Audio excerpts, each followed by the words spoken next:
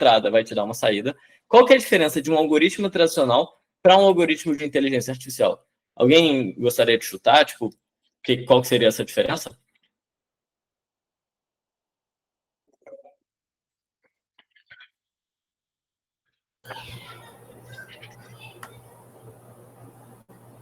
Alguém quer falar alguma coisa? Eu imagino que tem a ver com ele ser programado antes, né? Então, todos os algoritmos são programados antes, né? Igual eu falei, todos os algoritmos são um conjunto de regras que, a partir de uma entrada, te dá uma saída. Então, você programa qualquer coisa, né, um algoritmo, para realizar uma tarefa. A diferença disso para uma inteligência artificial é que a inteligência artificial ela é programada para aprender. Então, a inteligência artificial ela é programada para aprender. Então, dado que você criou um algoritmo que propicia alguma coisa a aprender, o que você der para ela como entrada, ela vai aprender e vai te dar uma saída. E a grande diferença de uma IA para um algoritmo comum é que o algoritmo ele só sabe fazer uma coisa. Na verdade, a IA também só sabe fazer uma coisa. A única coisa que a IA sabe fazer é aprender.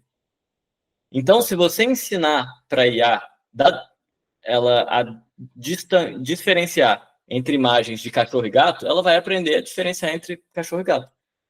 Mas esse mesmo algoritmo, dado que ele sabe aprender, se você der a imagem de cachorro e gato, ele vai saber diferenciar entre os dois. Se você der a imagem de um câncer e um exemplo sem câncer, por exemplo, um câncer de mama e um exemplo sem câncer de mama, esse mesmo algoritmo que aprendeu o que é gato e cachorro, ele vai ser capaz de aprender se tem um câncer ou se não tem um câncer nessa imagem. Então, essa é a grande diferença de um algoritmo tradicional para um algoritmo de IA. O algoritmo tradicional ele vai realmente executar tarefas que foram pré-programadas para ele executar, e o algoritmo de IA ele vai fazer a mesma coisa, só que a tarefa que ele é programado a fazer é aprender. E aí você só vai dar coisas para ele aprender e ele vai aprender isso. Qualquer dúvida, vocês podem ficar à vontade, gente. Então, uma visão geral sobre diferentes subgrupos de IA é que eu gosto de dividir entre Machine Learning, Deep Learning e IA generativa. Machine Learning, em português, é o que a gente chama de aprendizado de máquina. Deep Learning é o que a gente chama de aprendizado profundo. E IA generativa é o que vocês veem hoje com o ChatGPT, por exemplo, né? E aí eu gostaria de dar uns exemplos para a gente entender melhor o que são cada um desses subtipos de IA e tudo mais. Então, primeiro, Machine Learning é muito utilizado quando a gente tem dados tabulares. O que é um dado tabular? Uma tabela do Excel. Então, são basicamente dados estruturados que a gente consegue saber, para cada exemplo que está vindo, todas as características desse exemplo. Então, um exemplo que eu posso dar para vocês. Imagina que a gente tem uma base de dados dos pacientes de um hospital. Então, tem tudo que a pessoa já fez no histórico. Vai ver, tipo assim, quantos anos essa pessoa tem, qual que é o gênero dessa pessoa, quantas vezes que essa pessoa foi no hospital o ano passado, se ela tem algum caso grave, se ela tem um caso de histórico de câncer na família, se ela é fumante. Então, tem várias características mapeadas para uma pessoa. E cada uma dessas pessoas tem essas características mapeadas. A gente consegue colocar todas essas informações no formato de uma tabela do Excel. E isso a gente chama de dados tabulares. Então, a partir do momento que a gente tem todas essas informações na tabela, e para cada uma dessas pessoas a gente consegue falar se ela teve câncer ou não no passado, a gente consegue treinar um algoritmo de IA para entender os padrões do que leva uma pessoa a ter câncer, e uma nova pessoa que chega no hospital, você ainda não sabe se ela tem câncer ou se ela não tem câncer. A partir das características que ela está apresentando. Então, vai falar, é um homem de 27 anos, ele veio no hospital ano passado 2 vezes só, ele não é fumante, ele não tem caso de câncer na família. Então, a probabilidade de ele ter câncer é muito baixa. E por que o modelo vai saber isso? Por que o algoritmo de inteligência artificial vai saber isso? Porque a partir dos outros dados que eu já mostrei para ele, de várias pessoas que a gente já sabe se teve ou se não teve câncer, ele conseguiu aprender esses padrões e conseguiu reproduzir para essa nova pessoa que chegou no hospital. E aí a gente consegue aplicar esse tipo de problema, esse tipo de algoritmo, né, para vários outros problemas que existem no nosso mundo. Então, eu dei um exemplo do hospital, para saber se uma pessoa tem câncer ou não. Todas as transações que a gente faz no cartão de crédito passam por um algoritmo de detecção de fraude. Então, quando você vai lá no mercado, na segunda-feira, 5h30 da tarde, comprar um pão, e você passa o cartão de crédito, tudo que você fez está na normalidade. Então, a probabilidade disso ser uma fraude é muito baixa. E aí, o cartão de crédito vai aprovar a sua compra. Mas, imagina que você tem 16 anos. Normalmente, o seu gasto mensal é de uns R$ 300. E aí, uma sexta-feira, às 3 horas da manhã, tem uma transação no seu cartão de crédito comprando um celular na Amazon. A probabilidade de alguém ter clonado seu cartão ou te sequestrado e tentado comprar isso é altíssima. Por quê? Porque está fora do padrão essa sua transação. Então, esse exemplo que eu dei é um exemplo muito clássico de fraude em cartão de crédito, mas a gente não consegue ter todos os tipos de fraude e escrever regra para isso. Então, o que a gente faz? A gente pega todas as características possíveis que a gente consegue extrair de uma transação, a gente vai ver no passado se essa transação foi uma fraude ou não, e a gente, em vez de ficar criando essas regrinhas de se está mais de meia-noite, se a transação foi maior do que a transação anterior, se foi na Amazon, em vez de criar todas essas regras, a gente vai deixar o algoritmo, a partir de todas as características, todas as informações que a gente dá para ele, aprender e decidir se essa transação de cartão de crédito tem uma probabilidade alta de ser uma fraude ou não. Outros exemplos de previsão do tempo e tudo mais, dá para usar esses algoritmos de machine learning. E aí eu queria fazer uma provocação para vocês, que é como que eu treinaria um algoritmo de machine learning para prever a nota de uma pessoa na prova. Então imagina que a gente está no primeiro semestre da escola, né, o primeiro bimestre da escola, e quais são as características dos alunos que a gente gostaria de ter acesso para dizer se esse aluno vai bem ou vai mal numa prova? Isso aí é uma pergunta para vocês.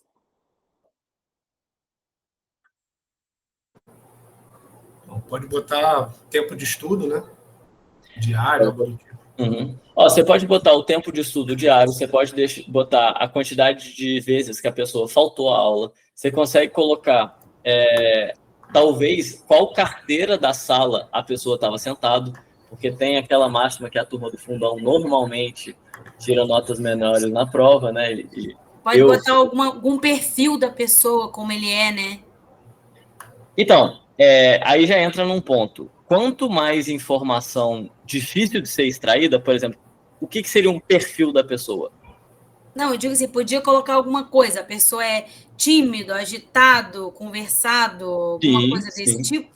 Sim, você pode criar características categóricas, né? Então, vamos supor que agora a gente vai querer dizer qual que é o perfil da pessoa. A gente vai dizer que ela é ou tímido, ou é conversado, agitado, e aí a gente vai mapear cada uma dessas pessoas em uma dessas categorias e colocar lá. É 100% possível.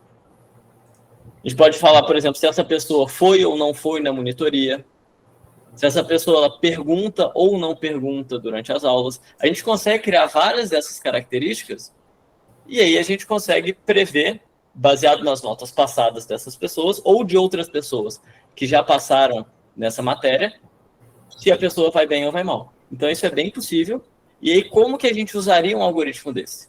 A gente mapearia as pessoas no dia a dia e antes da prova você vai chegar para as pessoas e falar assim, olha, eu acho que você deveria estudar um pouquinho mais porque eu acho que você vai mandar mal na prova.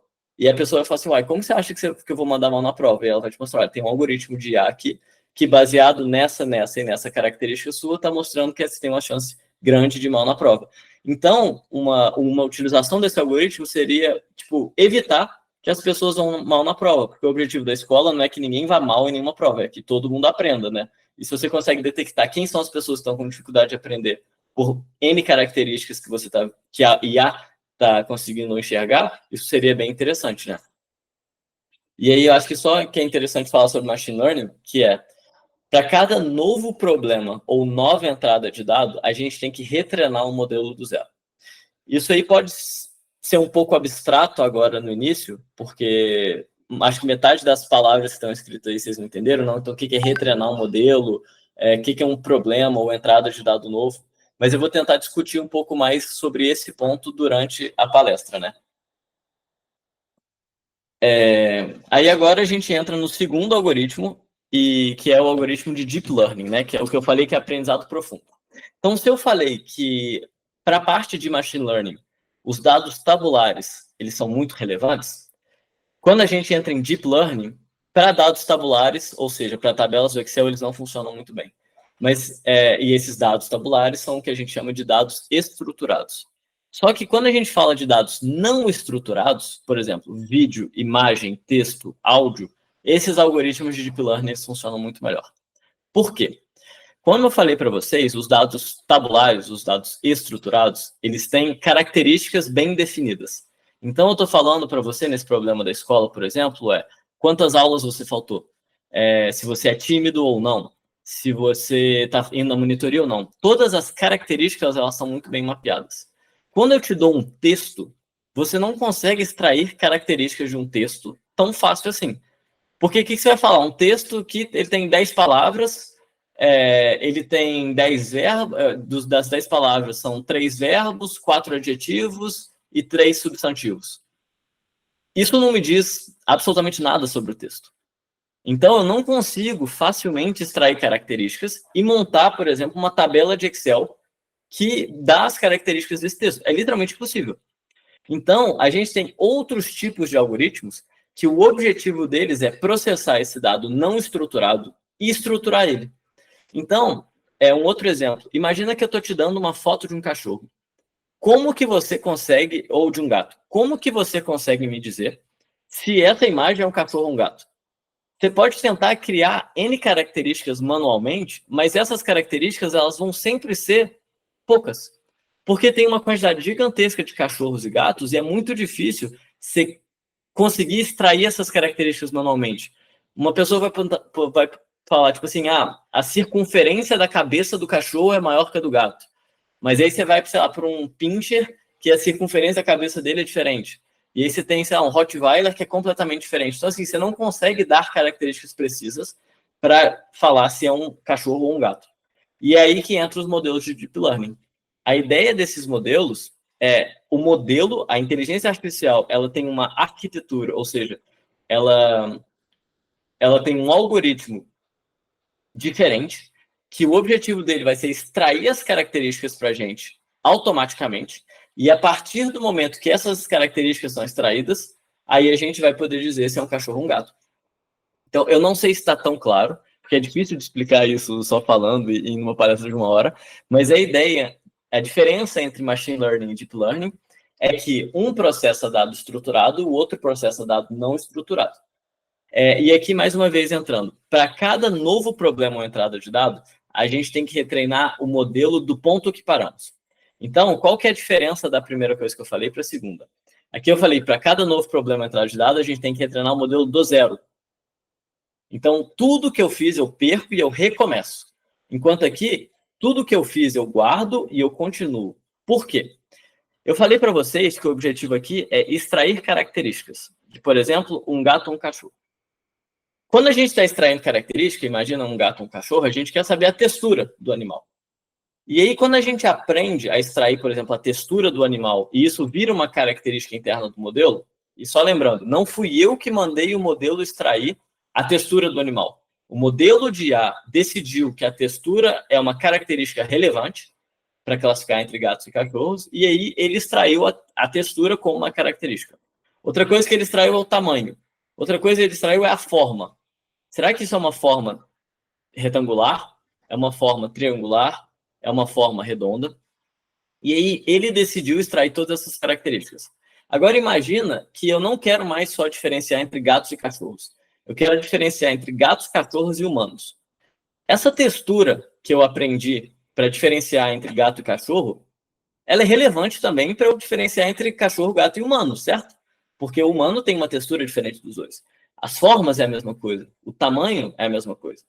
Então, nesse caso, a gente consegue aproveitar tudo que o modelo já aprendeu e aí só dar as novas informações para ele continuar aprendendo da onde ele parou. E aprender o que ele ainda não aprendeu, mas tudo que ele aprendeu, ele continua usando. E, apesar disso ser um pouco abstrato, isso faz com que os modelos de Deep Learning eles sejam muito mais eficientes em relação ao treinamento. Porque você não precisa de retreinar ele a cada problema novo que você tem. E aí, só que tem um ponto em relação ao Deep Learning, que a gente vai ver mais na parte de IA generativa, que é cada modelo é aplicado a um problema específico. Então, aqui eu estou falando que eu consigo reaproveitar tudo que o meu modelo aprendeu, mas se eu treinar um modelo para diferenciar entre cachorro e gato, ele não vai saber diferenciar humano se eu não ensinar para ele a diferenciar humano. apesar de eu conseguir aproveitar o que foi feito, eu preciso de retreinar ele para o novo problema. Então, igual eu falei aqui, temos que retreinar o modelo do ponto que paramos para ele aprender a informação nova. Então, cada modelo é aplicado a um problema específico. E essa vai ser o grande pulo do gato quando a gente vai falar de IA generativa, que é o que a gente fala do ChatGPT. Porque ele foi treinado para literalmente fazer tudo e você consegue pedir para ele fazer alguma coisa que você gostaria que ele fizesse. Vocês têm alguma dúvida, gente? Alguma coisa que não ficou tão clara? Ou se eu estou entrando muito em detalhe técnico e vocês acham que não é tão legal?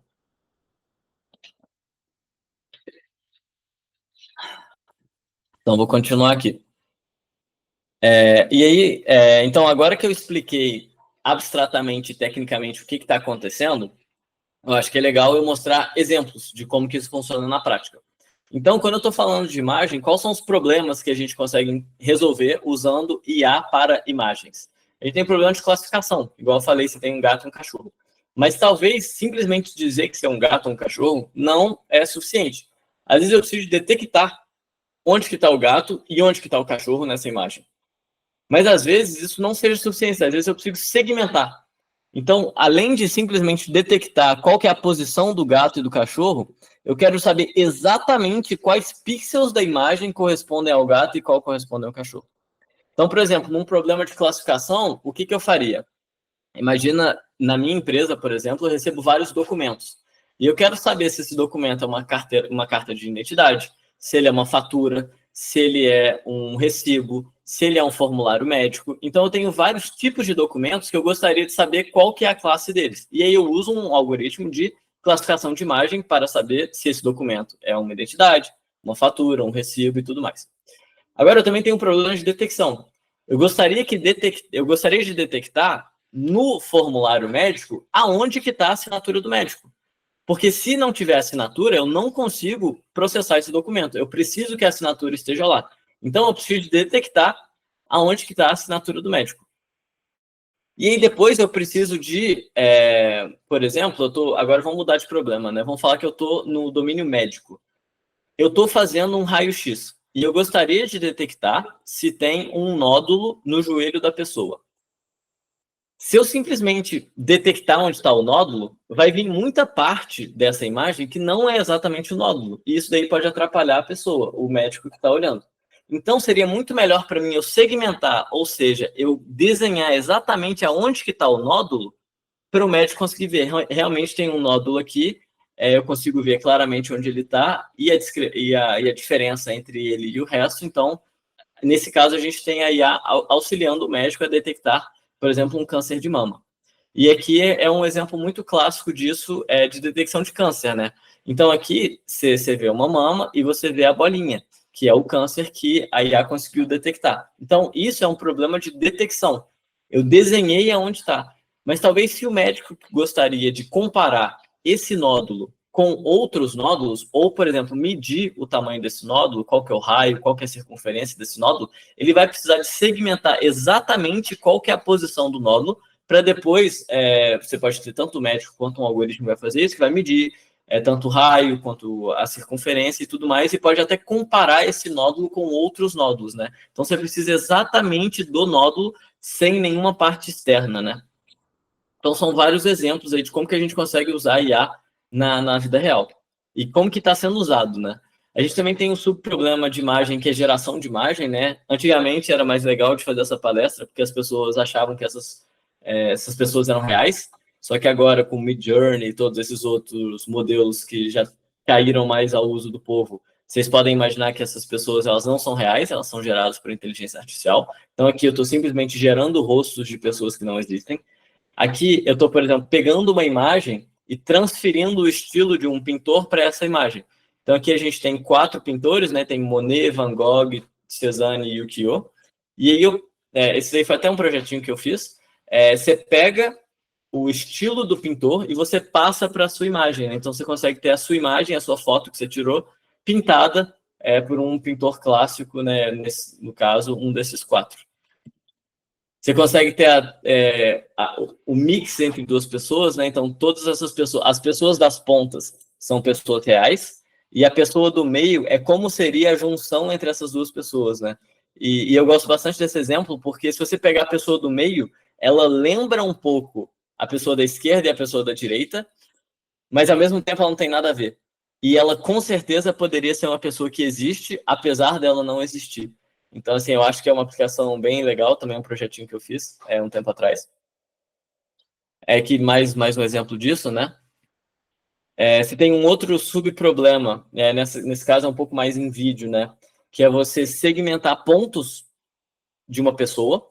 E aí, por exemplo, uma aplicação disso, imagina que você consegue ter uma câmera na academia que consegue detectar esses pontos do corpo humano e ela vai conseguir ver se você está executando o exercício de forma correta ou de forma errada, né? Então, imagina uma academia que sempre que tem alguém fazendo um exercício errado, o professor ele é notificado e ele vai lá para falar com a pessoa. Esse tipo de algoritmo já existe, eu só acho que a implementação ainda não fizeram. E também tem que ter professor suficiente, né? Porque a quantidade de gente fazendo coisa errada na academia é relativamente bem grande.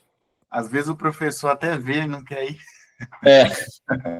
Aí, nesse caso, ele seria obrigado, né? Ia ficar pitando, vai lá, porque a pessoa ia continuar fazendo errado, né?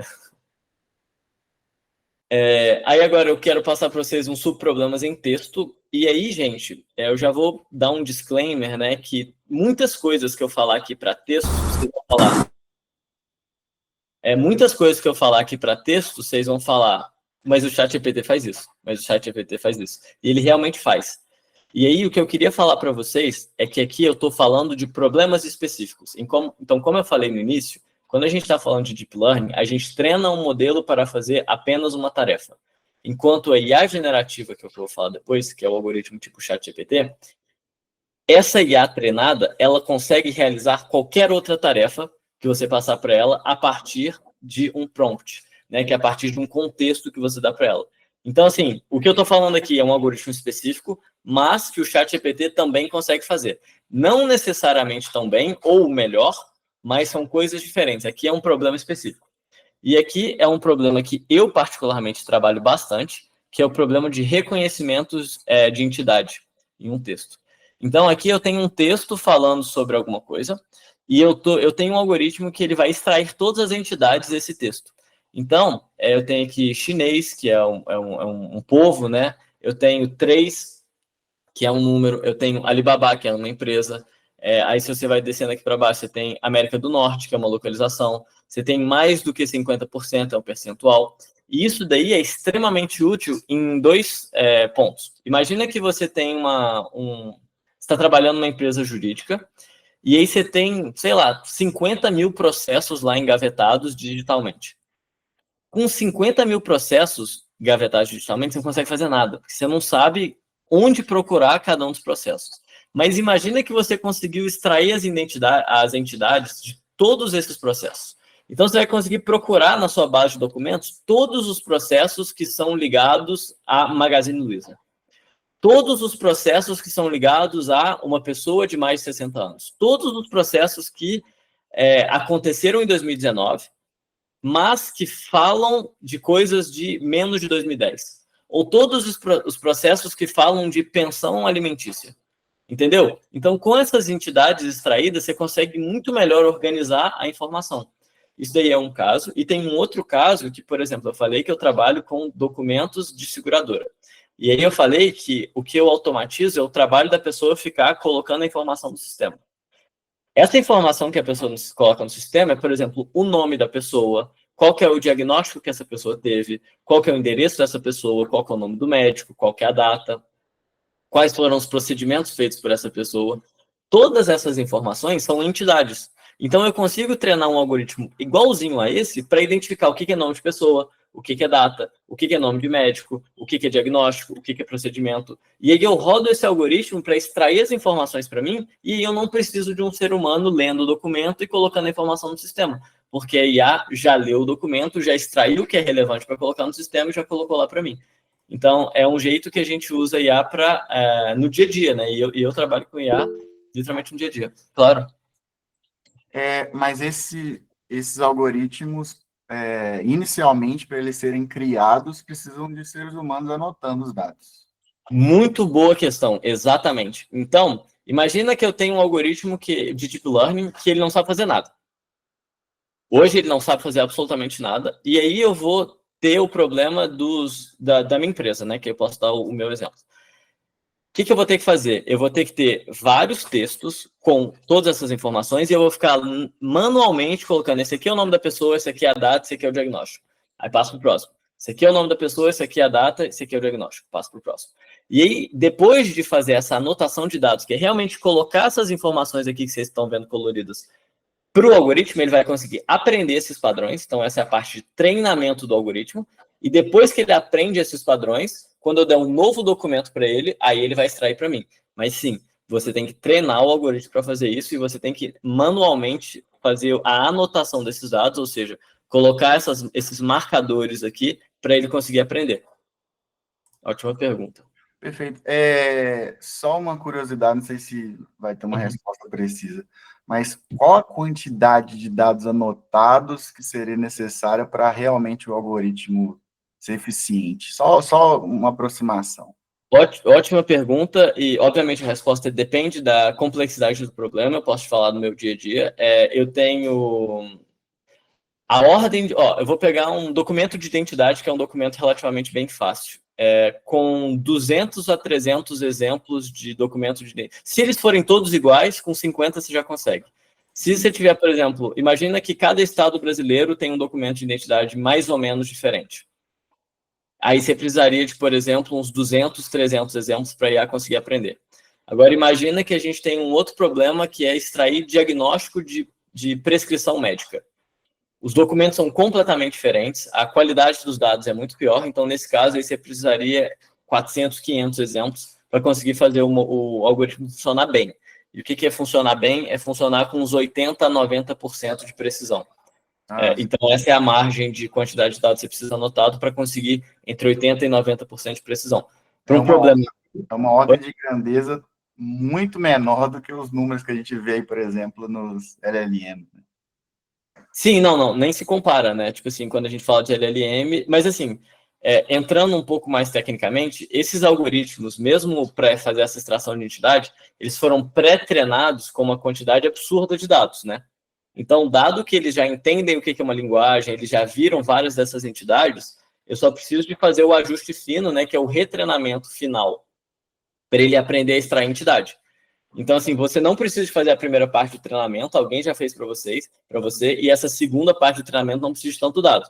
E a IA generativa é melhor ainda, né? Porque um chat GPT da vida, você nem precisa de treinar. Você só fala, extrai para mim o nome da pessoa, o médico, a data, o diagnóstico, e aí você dá o documento e ele extrai para você. Então, você nem precisa de fazer um treinamento quando está falando de IA generativa, né? Entendi. Valeu. Mais alguma pergunta? Fique à vontade. Tá. Então, aqui, outros subproblemas em texto que a gente tem, né? Então, aqui você tem, por exemplo, análise de sentimento, que é um problema extremamente clássico quando a gente está estudando IA pela primeira vez.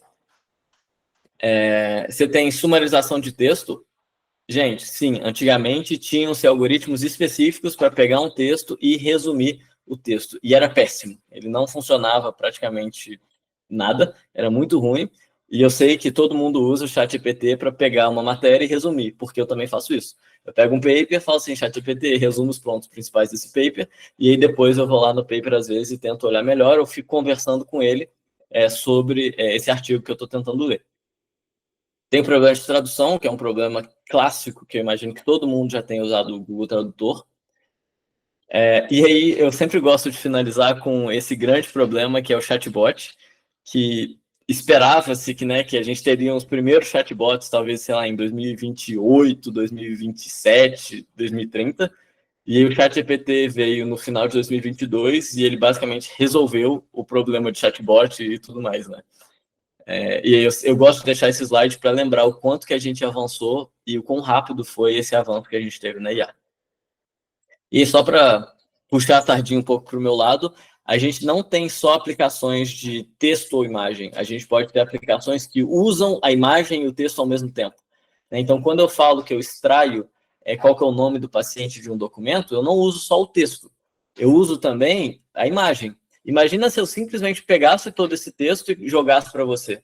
É muito mais difícil de você entender qual que é a data, qual que é o nome do paciente, qual que é o nome do médico, do que se você visualizar. Então, se eu tiver uma IA que ela tem tanto acesso a imagem, ou seja, o layout do documento, quanto ao texto desse documento, e, obviamente, a posição do texto na imagem, isso vai facilitar bastante o aprendizado da minha IA. Então, o que eu tento fazer, o que as pessoas tentam fazer na prática, né, quando a gente trabalha com algoritmos de IA, é que a gente tenta facilitar o máximo possível para a IA resolver o problema. Então, se eu posso dar a informação visual e a informação textual, por que eu vou dar uma delas só, entendeu? É muito melhor eu dar tudo e a IA vai usar o que ela achar necessário para conseguir realizar a minha tarefa, né? Então, a gente não tem só problemas específicos de texto, imagem, áudio, vídeo, como a gente tem problemas que a gente chama de multimodais, que a gente usa texto e imagem ao mesmo tempo, que a gente usa o áudio e o texto para conseguir entender melhor qual que é o sentimento que essa pessoa está tentando passar e tudo mais. A gente também tem os subproblemas em áudio, né, que são os 3 subproblemas clássicos. A gente tem text-to-speech, que é a partir de um texto você vai soltar a fala. A gente tem speech-to-text, que é a partir do que a pessoa está falando, eu vou transcrever. Então, por exemplo, aqui eu tenho uma mensagem do WhatsApp que eu gostaria de transformar em áudio. Aqui eu tenho um áudio do WhatsApp que eu gostaria de transformar em texto. E aqui eu tenho a tradução simultânea de um áudio. Então, imagina que eu fui lá para a China e eu estou conversando com um chinês, eu falo em português e ele entende em chinês. Ele fala em chinês e eu entendo em português. Então, esse aí é um problema que tem muita gente trabalhando, porque tem um interesse econômico gigantesco, né? A gente conseguir fazer tradução automática de línguas. E quando resolver esse problema, assim, eu não sei o que vai acontecer, mas, tipo assim, a necessidade de aprender uma língua, ela teoricamente vai diminuir. Só que, assim, eu aconselho vocês a estudarem línguas, porque é bem legal, principalmente inglês, porque inglês é extremamente importante, claro. Essa tradução, acontece a tradução das ondas sonoras de uma língua para outra ou passa pelo texto no meio do caminho? Ótima pergunta. Antigamente fazia áudio para texto, texto para texto, texto para áudio. Hoje em dia já se faz a tradução automática das ondas sonoras. Até porque, quando você faz a tradução automática, você consegue guardar qual que é a entonação da voz. Claro, antigamente eles tinham técnicas para mesmo a partir do texto, juntava característica que extraía da voz para gerar a voz, para eles conseguirem fazer isso. Mas, por exemplo, o modelo hoje da OpenAI, né, o ChatGPT, a versão de voz dele, não tem artigo, então a gente não tem certeza, mas é uma chance muito alta de ser uma tradução automática a partir do espectro vocal, né, que é a partir da voz mesmo, sem passar por texto. A latência, com certeza, deve ser bem maior também. Não, é menor. Mais rápido. Você faz versões, né? Passar pelo formato de áudio é bem mais rápido. Não, isso que eu quis dizer. A latência é menor, a velocidade é mais rápida. Isso, exatamente. Aí aqui é só, tipo, depois que eu dei todos os problemas, eu acho que é legal a gente tentar visualizar o que é ser IA, como que ela aprende, o que está acontecendo por trás disso tudo que o Felipe está falando. Então, eu dei vários exemplos para vocês de imagens e eu acho que imagem é a coisa mais fácil de visualizar. Vocês lembram que eu falei lá no início que a gente está tentando extrair as formas, as texturas? Então, a gente tem tanto informação mais grossa, que é, por exemplo, se essa imagem é uma imagem circular, uma imagem retangular ou uma imagem triangular, quanto a gente tem informações mais finas, quanto a textura, quanto, por exemplo, se um gatinho tem um pelo, é uma textura muito fina para você entender que esse pelo é um pelo de gato e não um pelo de cachorro. Então, o que está acontecendo é que essa aqui é uma arquitetura de uma inteligência artificial, né, que a gente chama de rede neural convolucional, que processam imagens. E aí, em cada uma desses quadradinhos coloridos aqui, que a gente chama de convolução, por isso que chama uma rede neural convolucional, a gente está extraindo características diferentes. Então, no início aqui, a gente está extraindo características mais rústicas, né? Então essas formas mais brutas e tudo mais, e quanto mais a gente vai passando nas camadas dessa rede neural, desse algoritmo, mais ele vai aprendendo a extrair características mais refinadas, como essa textura do bigode que eu falei para vocês. E aí, como que o modelo aprende, né? Então, isso que eu falei é o que está acontecendo internamente. Mas aí, como que ele aprende? Porque o modelo de IA, ele nasce burro. Ele não tem absolutamente nenhuma informação quando você cria ele, né? A única coisa que ele sabe fazer é aprender. E se você não der nenhuma informação para ele, ele não vai conseguir aprender. Então, o que a gente faz aqui é que a gente vai, igual uma criança, dar exemplos e dar um feedback para a IA. Então, aqui eu estou dando uma imagem do Piu Piu. E aí, como a IA ela é burra no início, eu estou dando a imagem do Piu Piu, ela vai fazer várias coisas aleatórias lá dentro, porque ela ainda não aprendeu nada, e ela vai me dizer que isso aqui é o Frajola, isso não é o Piu Piu, e com uma probabilidade muito baixa, porque ele aleatoriamente falou que é o Frajola, mas ele também não sabe por quê. E aí eu vou falar, não, isso não é o Frajola, isso é o Piu Piu. Então eu estou dando um feedback, eu estou dando qual que é a resposta correta para essa IA. E a partir da imagem que eu dei para ela, e dessa resposta correta que eu dei para ela vai aprender isso. Então, ela vai falar, beleza, o que eu tenho que atualizar aqui no que eu aprendi, no que eu conheço, para falar que agora esse é o Piu Piu. E aí eu vou pegar uma outra imagem. E aí essa outra imagem ela nunca viu, então ela não vai saber dizer, ela vai te dar outra resposta meio que aleatória, porque ela não sabe processar essa informação. Eu falo assim, não, tá errado. Na verdade, esse aqui é o Frajola. E aí ela vai voltar e vai falar assim, beleza, então eu tenho que atualizar isso aqui, atualizar isso aqui, atualizar isso aqui, e agora eu sei que isso aqui é o Frajola. E você vai fazendo isso com repetidas imagens, com repetidos exemplos, até o ponto que ela vai entender quais são os padrões que dizem que uma imagem é o Piu Piu e quais são os padrões que dizem que uma imagem é o Frajola. E para fazer isso internamente, o que ela está aprendendo é como extrair essas características que eu falei para vocês no início. Então, como a IA ela tem uma capacidade, como os computadores, né, a gente tem uma capacidade computacional muito grande, e essa é a grande diferença do ser humano, porque para a gente é muito mais limitado. Eu consigo dar 1 milhão de imagens para ela aprender. Eu consigo dar 10 milhões de imagens para ela aprender. Enquanto o humano demoraria sei lá quanto tempo para ver 10 milhões de imagens. Se você for parar para pensar, a gente é muito mais inteligente, porque com 5 imagens de Piu Piu e Frajola eu já consigo diferenciar todas as possibilidades. Enquanto a IA ela vai precisar de, por exemplo, 10 mil exemplos de cada um, em vez de 5. Só que a diferença é que um humano ele não é escalável para aprender 1000 coisas diferentes. Então imagina que em vez de ter só Piu Piu e Frajola, eu tenho Piu Piu, Frajola, prédio, carro, moto, cachorro da raça X, cachorro da raça Y, câncer de coluna, câncer de próstata, nódulo no joelho, que só vê com raio-x. A gente não tem tempo suficiente para ver todas essas coisas. Enquanto para IA, eu posso dar todas essas imagens se eu falar para ela que isso aqui é um câncer, isso aqui é um piu-piu, isso aqui é um frajola, isso aqui é um carro, isso aqui é um apartamento, um prédio, ela vai aprender.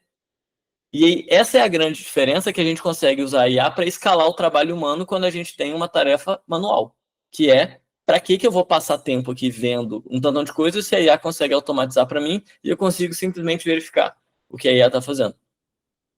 Então, assim, esse também é a parte teórica, né? Não necessariamente a IA ela é perfeita em tudo, ela erra bastante, a gente tem que tomar bastante cuidado com esses erros, mas essa é um pouco a ideia de como que funciona para treinar uma IA e por que a IA escala tão bem com uma quantidade muito grande de dados, né? Porque a gente tem capacidade computacional para ver todos esses dados, e dado que eu tenho falando o que é um piu-piu, o que é um frajola, o que é um apartamento, o que é um carro, a IA vai aprender a reproduzir isso que ela está vendo.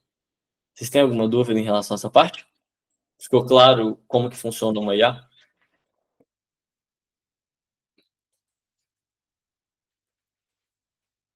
Beleza. Então agora a gente vai chegar na última. Oi, claro, pode falar. Acho que alguém... Oi, fui eu. Felipe, se o que a IA guarda é um conjunto de padrão, de padrões que ela aprende, como é que ela, quando a gente faz uma pergunta para ela, ela puxa um texto? De onde é que vem esse texto? Onde é que está a sequência de caracteres, tabela de texto? Tá. Que ela puxa? Ótima pergunta.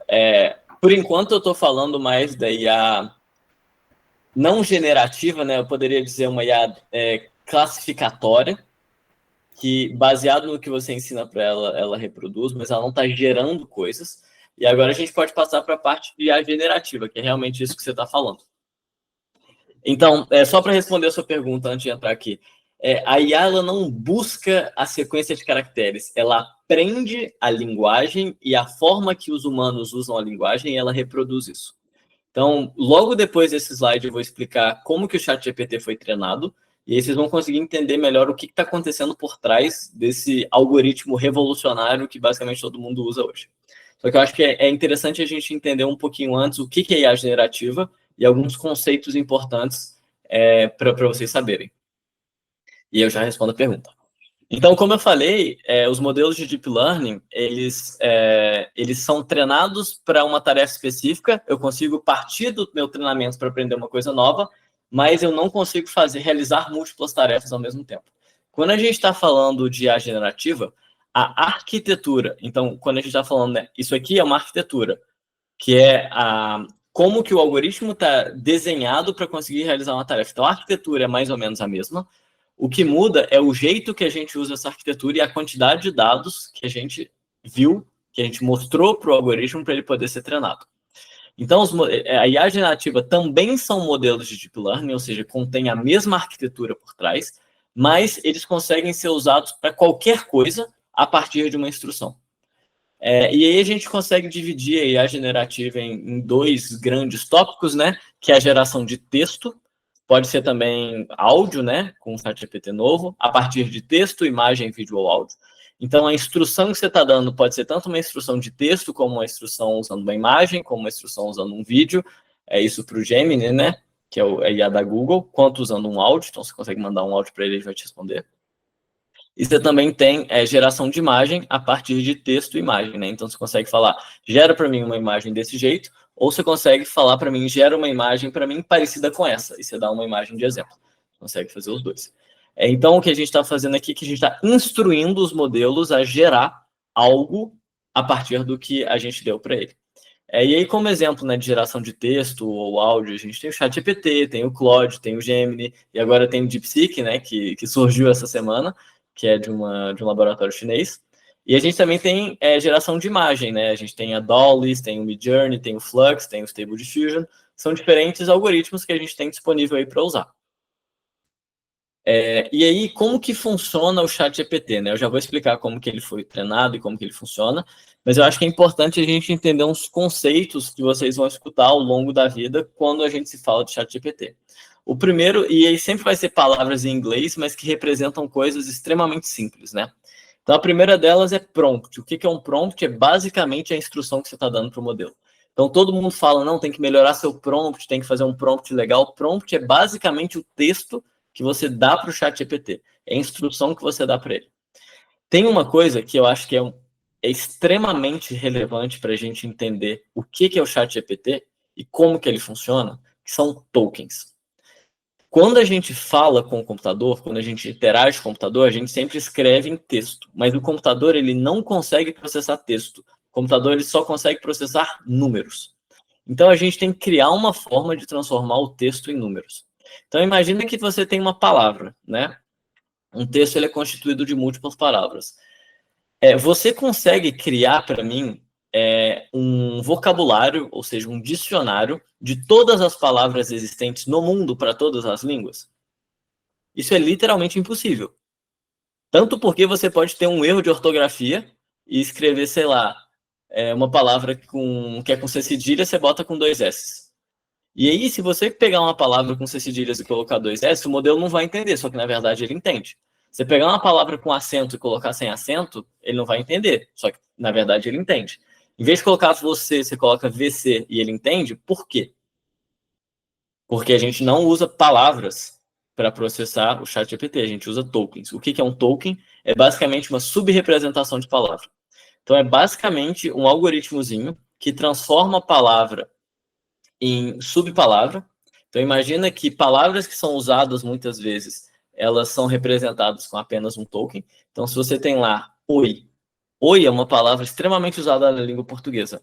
Tchau é uma palavra extremamente usada na língua portuguesa. Então, você vai ter um token que representa a palavra oi e um token que representa a palavra tchau.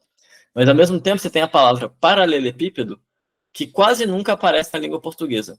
Vale a pena você criar um token que vai representar a palavra paralelepípedo? Não vale, dado que você tem um vocabulário, ou seja, um dicionário de tamanho finito. Esses tokens basicamente, eu vou falar, olha, você tem um espaço de 50 mil posições aqui. Você tem um dicionário que você pode colocar 50 mil coisas. você vai representar a língua portuguesa da melhor forma possível usando 50 mil coisas. Tem mais de 50 mil palavras, então eu já sei que eu não consigo colocar todas as palavras. Basicamente, o que acontece nesse dicionário é que eu vou colocar as palavras que acontecem mais lá nesse dicionário, e eu vou criar sub-representações de palavras que aparecem várias vezes e que eu consigo recriar essas palavras de uma maneira fácil. Então, é por isso que, então, o ChatGPT ele vai processar os tokens, que é essa sub-representação de palavra que, quando eu junto múltiplos tokens, eu consigo ter uma palavra, ou se for uma palavra que acontece muito, eu vou ter apenas um token representando ela. E quando eu falo nesse dicionário, realmente você pode pensar no dicionário, né? A palavra número 1 vai ser a palavra que mais aparece, a palavra 2 vai ser a segunda palavra que mais aparece, enquanto a palavra 5.500 já não vai ser uma palavra. Vai ser uma subrepresentação de palavra que, quando eu coloco a 5.500 junto com a 5.501, eu formo várias raízes de palavras e tudo mais. Claro. Você deu o exemplo aí de você e VC. Como é que o modelo entende isso? São tokens diferentes que no final têm o mesmo significado ou são o mesmo? Exatamente. São tokens diferentes que no final têm o mesmo significado. Então, como ele está sendo treinado usando a internet, e na internet as pessoas usam tanto você quanto VC, ele vai entender que esses dois estão correlacionados de algum jeito. E aí a gente vai entender quando eu falar como que ele é treinado, que vai ser o próximo slide. Mas são tokens diferentes que ele entende que representam a mesma coisa. E o que é legal é que, por exemplo, você tem palavras que, por exemplo, eu posso tentar pensar em alguma. Você pode ter uma constitucional, que é uma palavra, e você pode ter inconstitucional, que é uma outra palavra, mas você tem uma parte comum entre as duas. Normalmente, nesse caso, o que aconteceria é que in vai ser um token e constitucional vai ser outro. Então, a palavra inconstitucional, ela, querendo ou não, vai ser ligada à palavra constitucional, porque ela tem dois tokens iguais, mas o in do inconstitucional vai dar um contexto de negação para essa palavra. Então, durante o treinamento, e por causa desses tokens criados, isso facilita o modelo entender que você pode ter duas palavras que elas representam a mesma coisa, mas elas são opostas uma da outra por causa de uma raiz diferente ou por causa de um final diferente, né? Você pode ter uma palavra que é tipo assim, chegando, e você pode ter chegar. As duas são muito próximas, mas eu posso ter chegar como um token, R como outro token e NDO como outro token. Então, desse jeito, eu facilito o algoritmo a entender que as duas são próximas, entendeu? É só uma técnica que a gente usa para fazer isso funcionar melhor. Perfeito. E aí a gente tem o que é chamado de chain of thought, né, que é cadeia de pensamento, que basicamente os modelos funcionam melhor se você falar, em vez de você falar, tipo, quanto que é 2 mais 2, você fala quanto que é 2 mais 2, pense passo a passo. Se você escrever pense passo a passo, o modelo funciona melhor. Isso já está um pouco ultrapassado, né, porque como a gente viu que os modelos são melhores se você fazer isso, as empresas, durante o treinamento do modelo, estão forçando o modelo a pensar passo a passo. Então, você colocar ou não muda mais tanto, porque o modelo já pensa passo a passo. Mas, enfim, isso era uma coisa bem relevante no início. E você tem... Eu não sei se a pergunta vai avançar um pouco aí, mas, por exemplo, esses modelos O1 ou o R1 agora, né, que eles pensam, eles são, assim, as empresas que criam, elas fazem certas perguntas ali durante o processo de raciocínio, tem alguma arquitetura que força o modelo a responder certas perguntas intermediárias? Como é que isso funciona? É basicamente os dados que você está passando para o modelo. Então, se você passar um dado onde 2 mais 2 é igual a 4, ele vai aprender a te dizer 2 mais 2 é igual a 4. Se você passar um dado para o modelo que você pergunta 2 mais 2 é igual a 4, ele fala assim, não, beleza, 2 é um número e representa a posição número 2. Mais é o símbolo é a operação que pega uma soma entre dois números. E 2 também é um número. Dado que eu tenho dois números e um operador de soma, eu deveria fazer uma adição entre eles. E isso faz com que 2 mais 2 seja igual a 4. Então, se eu der esse segundo exemplo para o modelo durante o treinamento dele, ele vai se reproduzir dessa forma. Tem várias outras técnicas que são utilizadas ao longo do processo, Mas, basicamente, eu tenho que dar exemplos para ele que ele possa aprender a raciocinar. Se eu não der exemplos para ele de raciocínio, ele não vai raciocinar. Não entendi. Eu gravei um podcast com o Fabrício hoje, eles vão postar amanhã no IA sobre controle, sobre DeepSeek e tudo mais. Eu tenho uns episódios também sobre essa parte de raciocínio dos modelos, e semana que vem e na outra semana eu vou fazer episódio específico sobre o DeepSeek e sobre o R1. Então eu vou explicar bem a fundo o que faz com que esses modelos consigam fazer a parte de raciocínio e por que os outros não faziam. Então, vai ser semana que vem. E aí a gente tem só outras duas coisas, que é Zero Shot e Few Shot, que é basicamente como usar o ChatGPT de uma forma um pouco mais ótima. Zero Shot é quando eu estou basicamente dando uma tarefa para ele, falando, faça isso para mim. Então, um exemplo, imagina que eu falei extração de entidade. Eu dou o documento lá para ele e falo, extraia para mim o nome do paciente, a data e o diagnóstico. Então, isso é Zero Shot. Eu dei um exemplo que ele nunca viu, que é esse documento que eu quero que ele extraia, e a partir da instrução ele vai extrair isso para mim. Isso é o que a gente chama de Zero Shot. E você também tem o Few Shot, que é, em vez de simplesmente dar o exemplo para ele falar, extrai para mim, eu vou dar um exemplo para ele, mostrar o que eu gostaria que tenha sido extraído, e aí depois eu vou dar o meu caso. Então, eu estou ensinando o modelo sem treinar, eu não estou treinando o modelo, por se dizer, mas eu estou dando um exemplo para ele do que eu gostaria que ele fizesse numa outra situação.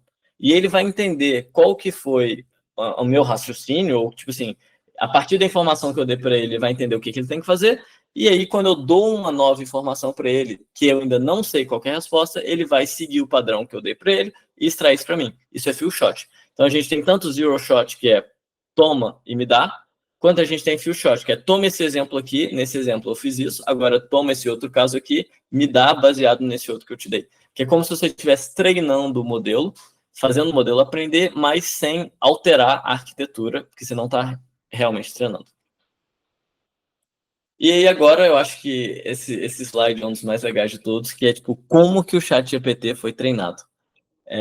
Tem muita gente que fala muita besteira sobre como que ele funciona, como que ele foi treinado, que não sei o quê. Tem gente que fala que, não, o ChatGPT, ele tem uma base de dados lá interna que quando você pergunta, ele procura na base de dados e responde. Não tem nada a ver. O ChatGPT, ele foi basicamente um algoritmo que foi treinado para ser um autocomplete. Então, tá ligado quando você tá lá conversando no WhatsApp, você começa a escrever a palavra e ele te fala, você quer essa outra palavra aqui? Isso é o que a gente chama de autocomplete. E o ChatGPT, ele basicamente autocompletou a internet inteira. Ele pegou milhões e milhões e milhões de artigos, de blogs, de provas, de exemplo de código, de tudo que você pode imaginar.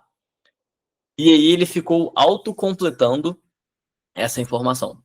Então, assim, até para dar um exemplo, quando eu era mais novo, a minha mãe me botava para estudar, ela começava a ler o livro e depois eu tinha que completar a informação que estava no livro. Então, imagina um livro de história que está falando sobre Napoleão. E aí tem um parágrafo lá que está falando Napoleão, em, sei lá, 1700 e não sei o quê, foi para... E aí ela para em para, e aí eu tinha que completar. Foi para a Espanha para conquistar o reino de não sei quem, ele fez isso em 1940, então isso é um autocomplete. Né? A partir do início da frase, eu tenho que completar o resto da frase.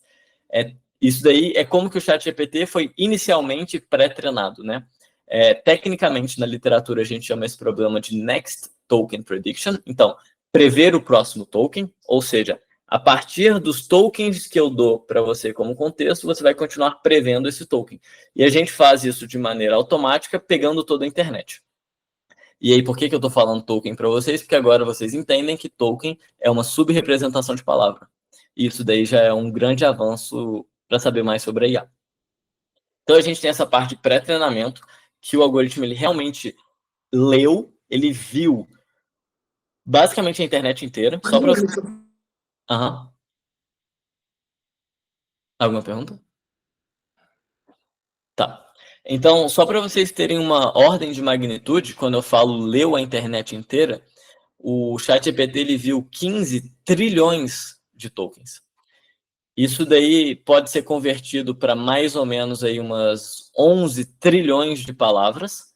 Então, pensa que o ChatGPT, só para ser pré-treinado, ele viu, leu autocompletou 11 trilhões de palavras na internet, isso em múltiplas línguas. É por isso que quando você pergunta as paradas para ele sabe de vários assuntos aleatórios diferentes, porque ele leu 11 trilhões de coisas diferentes. E ele leu sobre essas coisas em português, em inglês, em chinês, em tailandês, em Vietnã, em espanhol, e é por isso que ele também fala múltiplas línguas, né?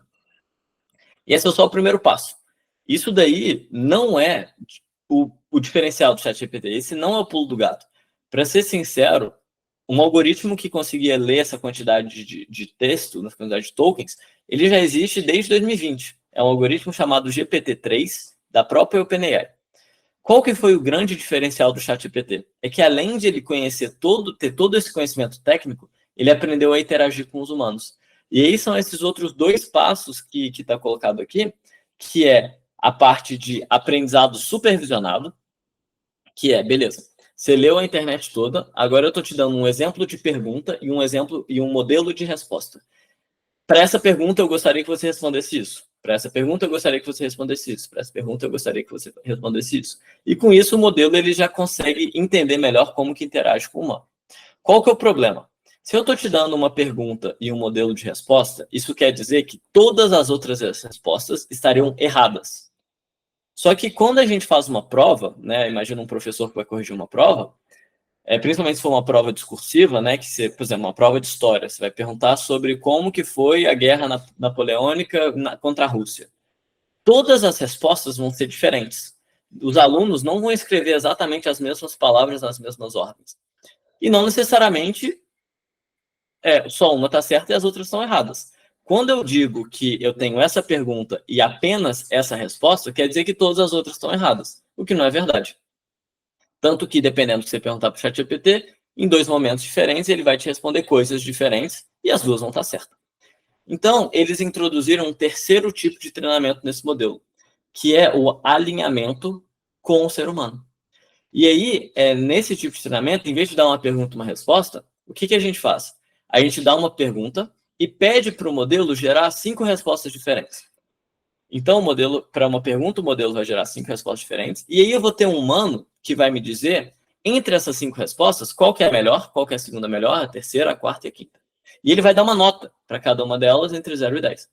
Então, eu vou ter que a primeira é nota 10, a segunda é nota 9, a terceira é nota 4, 3 e 2. E aí, a partir disso, o modelo ele vai entender que, olha, a primeira resposta, ela é muito massa, ela é nota 10, mas a segunda resposta, ela não está errada. Ela é só um pouquinho menos melhor do que a primeira.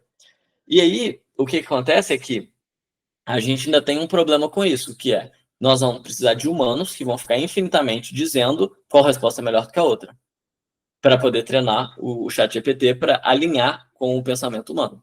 Mas e se, em vez de eu ter humanos aqui falando qual que é melhor do que a outra, eu não treino um algoritmo, uma outra IA, que vai dizer qual que é melhor do que a outra? Então, agora eu tenho 2 IAs. Uma que gera as respostas e uma que diz, dado as respostas que você gerou, qual que é melhor do que a outra. E aí, a partir do momento que eu tenho essas 2 IAs, elas conseguem se treinar infinitamente. E aí, esse é o algoritmo que eles chamam de Reinforcement Learning from Human Feedback, que você tem Reinforcement Learning é um tipo de aprendizado de IA e a partir do feedback humano. Então, esse foi o grande pulo do gato do ChatGPT, que é utilizar esse algoritmo, né, que vai alinhar as respostas com a resposta humana. E só para terminar, para dar um exemplo para vocês, de como que eu posso ter um exemplo na vida real, que tem várias respostas corretas, mas uma está um pouco melhor do que a outra. Se eu peço para o ChatGPT gerar um e-mail para mim, falando sobre um assunto, a pessoa para a qual eu quero enviar esse e-mail é extremamente relevante. Então, se eu falo que eu gostaria de enviar esse e-mail para um amigo meu de escola, ele vai usar um certo tipo de linguagem. Se eu quero enviar esse e-mail para o diretor da escola, ele vai usar um outro tipo de linguagem. E aí não é que o conteúdo do e-mail está certo ou está errado. Os 2 conteúdos estão certos, mas a forma com a qual ele foi escrita, um pode ser melhor do que o outro. E aí, esse tipo de aprendizado, que não fala o que está certo e o que está errado, mas fala o que está mais alinhado e o que está menos alinhado, faz com que o modelo aprenda a seguir melhor as nossas instruções. Porque ele entende que tem várias formas de seguir a instrução, mas que uma está um pouco mais adequada para a outra, baseado nesse contexto que você deu. E aí, esse que é o grande pulo do gato do ChatGPT e por que ele foi tão útil para a gente. pode falar. De novo, só para eu ter uma ideia de ordem de grandeza, esse algoritmo que é treinado especificamente para avaliar qual resposta que é melhor, ele precisa de, sei lá, bilhões de... Não, muito menos. Sei lá, vamos falar que o pré-treinamento é na ordem de 15 trilhões. Eu acabei de ler o paper do DeepSeek, né? Então eu tenho os dados deles um pouco mais frescos na cabeça. O pré-treinamento é 15 trilhões. Eu acho que essa parte de aprendizado com uma pergunta e uma resposta foram 800 mil exemplos. E a parte de reinforcement learning, né, que é essa parte de alinhamento, se eu não me engano, é menos. Eu não tenho de cabeça, assim, eu posso até abrir o paper aqui para dar uma olhada. Calma aí, que eu não sei se estou com o paper aberto. Estou. Não, esse aqui não é o DeepSeek V3. A gente pode tentar olhar aqui no paper para saber a ordem de grandeza. Senão você pode olhar depois, mas eles falam exatamente aqui... Eu posso olhar depois. Porque esse paper é relativamente bem grande. Uhum. Depois você olha aqui, mas nesse paper do DeepSeek está falando a ordem de grandeza de cada parte do treinamento. Eu sei que o Supervised Fine-Tuning é 800 mil, mas essa parte de Reinforcement Learning eu não lembro exatamente. Não. Depois você olha aqui, ou depois você me manda no WhatsApp que eu te respondo. Maravilha, valeu. Mas é bem menos, tipo assim, 15 trilhões para 800 mil para, sei lá, 100 mil. Entendi. E aí, só para finalizar, eu acho que a palestra já deu 1h10 aqui, estou tirando mais tempo de vocês, que é a IA generativa para imagem, né? Que hoje a gente usa modelos de difusão, que é basicamente a partir de um ruído, né? Então, vocês veem aqui a imagem na esquerda, né? É basicamente um barulho, é uma imagem que você não consegue entender nada.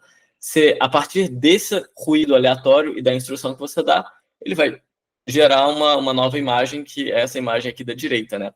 E por que é interessante mostrar que tem esse ruído? Porque para esse modelo de imagem, com uma mesma instrução, ou seja, com o mesmo prompt, você consegue gerar 15 imagens diferentes. Por quê? Porque o ruído inicial vai ser diferente, e a partir do ruído inicial diferente, a imagem gerada vai ser diferente. Só que sempre seguindo a instrução que você está colocando. Então, isso é bem legal. E aqui só exemplos para vocês de, tipo assim, IA generativo para imagem. Tenho certeza que vocês já viram vários outros exemplos, mas é legal de ver. E é isso. Espero que vocês tenham gostado da palestra. Com certeza.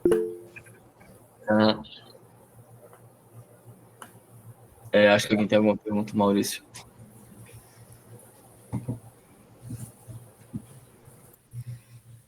Maurício, acho que você está mudo. Não sei se você está falando. Está com a mão levantada.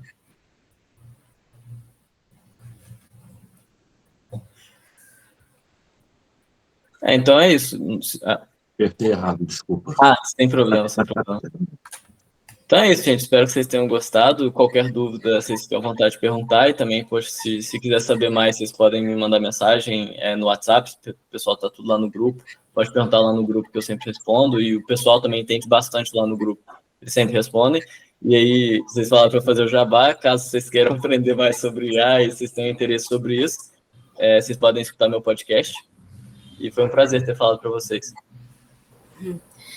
Boa noite, Felipe. Obrigado pela sua disposição, né? A gente agradece o tempo, né? Através do Ian, você está aí com a gente, né? Aí depois você passa para a gente, assim, aonde a gente...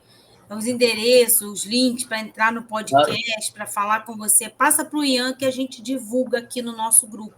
Claro, com certeza. Pode deixar. Porque o nosso grupo é diferente do de vocês aí. Tá bom? Aí o Danilo já mandou o link do Spotify. Valeu, Danilo. Então tá E, gente, eu queria até ter um feedback, principalmente das pessoas mais novas. O que vocês acharam da palestra? E pode falar se vocês não gostaram também, porque eu nunca dei palestra para gente tão nova. Foi muito técnico e muito fora da realidade de vocês? Ou deu para entender legal, foi interessante?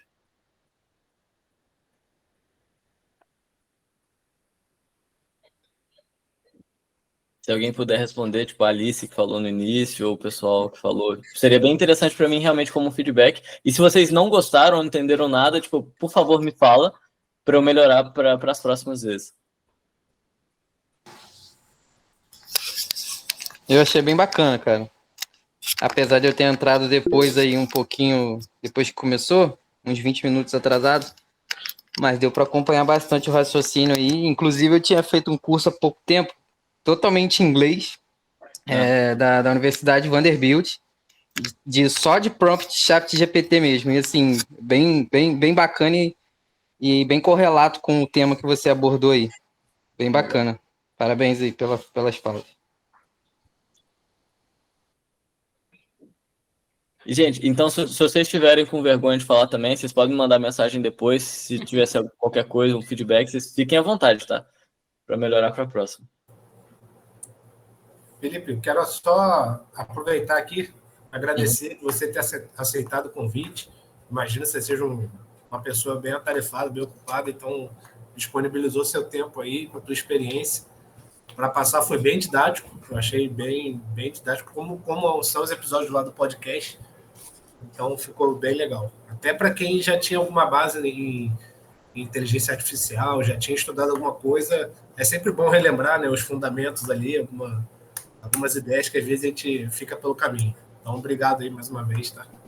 Legal, que bom que vocês gostaram. É isso, gente. É um prazerzão. Qualquer dúvida, fiquem à vontade. Um abraço, Felipe. Boa noite a todos. Boa noite a todos. Tchau.